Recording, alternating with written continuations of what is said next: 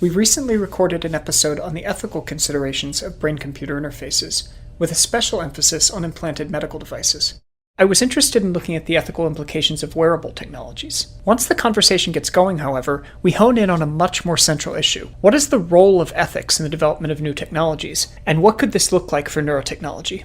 I was hoping to have everyone introduce yourself, and then I think it'd be really interesting if you could share with us what was the first moment or what was the first experience that got you thinking about neuroethics? Particularly, when did you start thinking about neuroethics distinct from just being a good person and being an ethical person?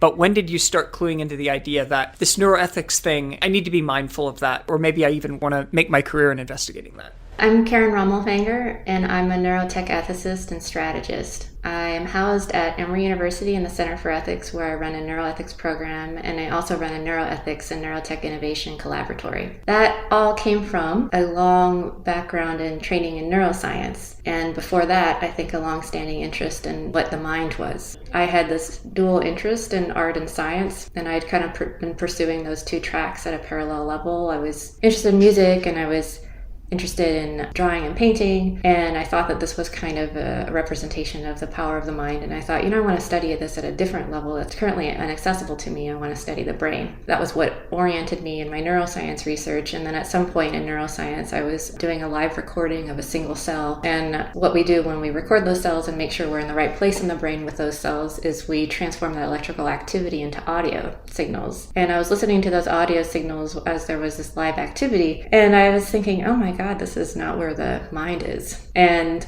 kind of almost had this moment of, what have I been doing with my life? So anyway, went into this other spin where I pursued neuroscience for a long time, but then started thinking well, what am I really caring about with neuroscience? There are these broader questions about what it means. What does the science mean? And that's when I found through a bunch of reading that there's this thing called neuroethics, even though it still remains ill-defined, but it seemed to be the common word that was around all these interests I had around how the brain is related to emotion, how it's related to identity, how one sees the world. And now I've just been going down that rabbit hole and trying to, meet anybody else who has a shared interest and enthusiasm for it. I'm Stephanie Knopfel. I'm a program manager at Facebook Reality Labs. We are developing non-invasive neural interfaces as an input to augmented reality glasses or virtual reality systems in the future. So on that team, I manage our scientific collaborations. I also lead our neuroethics program. How I got into ethics is actually by nature of being a college student. I started getting involved in human rights issues and these biomedical engineering ideas of what happens when you're comatose, what sort of rights do you have, when does life begin? And at some point I decided maybe I should make this more part of my day job. And so I kind of shifted from general ethics and human rights to neuroethics. My first publication was on neuroethics and personhood. And from there just kept finding out very interesting paths to go. Every one of my theses, undergrad, master's, and PhD has an ethics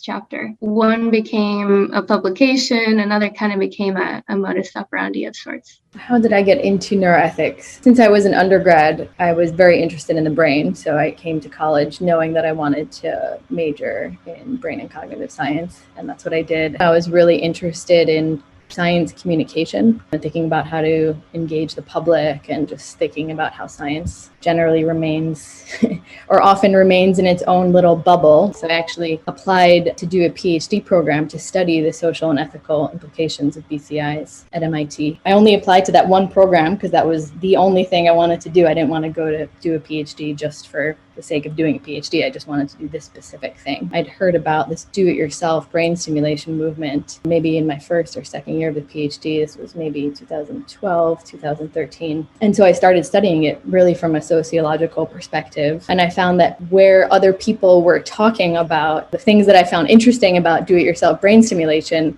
that conversation was happening in neuroethics. So that's how I got into neuroethics. That was kind of my first pathway in, and then it just kind of expanded from there, both in terms of thinking about neuroethics, but also in thinking about do-it-yourself endeavors and direct-to-consumer health technology and the challenges, the social and ethical challenges that those are creating. And I realized I actually never introduced myself, so I'll do that now. My name is Anna Wexler. I'm an assistant professor in the Department of Medical Ethics and Health Policy at the University of Pennsylvania Perelman School of Medicine.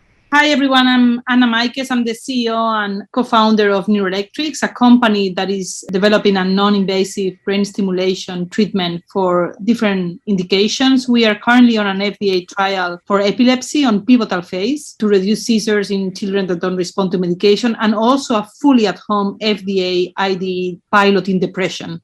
So, from the moment I co-founded the company with my co-founder, who is a physicist and mathematician, we always look at the brain as a physics and electric part of the body, right? And our obsession was to decode the brain, looking at EEG, but also to learn how to stimulate. And it was very clear to us when we incorporated Neuroelectrics in 2011 that we wanted to take this to the market, right? And that it had to go through the clinical route. So that was like an obsession as an entrepreneur to have a social impact. And that's why I didn't go into the consumer. It wasn't because I was a good person, because I thought that the impact would be on the medical field. So I moved to the US, and then I was invited as a newcomer into the neurotech space to a conference in Washington, the Institute of Medicine. And I think there, it's a bit sad to say, but Jeff Nye from J&J was the person that invited me. And he was in Johnson & Johnson. He was passionate about neuromodulation. And he said it would be good to have the big company and the newcomer. And they say, Anna, you're the newcomer, you're coming with me, right? And in there, I met Han Greeley and, all the people. And I think that maybe Karen or Anna were there as well. And I promise, I sat down in Washington in this conference and I heard them speaking about neuroethics, and it had never crossed my mind. It's just I sat there, I listened, and I said, oh my God, I never asked myself these questions. This is pretty fascinating. I should be thinking about it. So it's through meeting Anna and Karen and a lot of people involved in neuroethics that I started to think that I should be really, as an entrepreneur, be concerned and learn how to incorporate this into my life as an entrepreneur. But honestly, it's just because I listened to experts and to the conversation that I got involved in neuroethics. You said you posed it as deciding to be a good person, doing ethics other than kind of this interest of self-cultivation and your goodness. I really would not have gone into neuroethics if I hadn't have found all these ideas first and then saw that neuroethics was put on it as a label. If I had probably seen the neuroethics label first, I think I would not have gone for it. And the reason is that as a scientist, I had a long history of bad, required, compliance-driven checklist stuff that I had to do. These modules of training where I felt almost my intelligence was insulted by having to do it. It slowed down my work. It made me have to answer what I felt like were obvious questions and I already knew how to do. And I just felt like it was this thing in red tape. And I was not taught that ethics is, as I see it now, as a problem-solving tool that enhances innovation and creativity. I didn't see it as something that was expansive. I saw it as something that was constraining in the worst ways. That was almost the antithesis to science. So I fully appreciate many people's disdain for hearing what we've kind of in some of my circles been calling the E word. We've wondered, should we even say the word ethics because it has such a terrible connotation?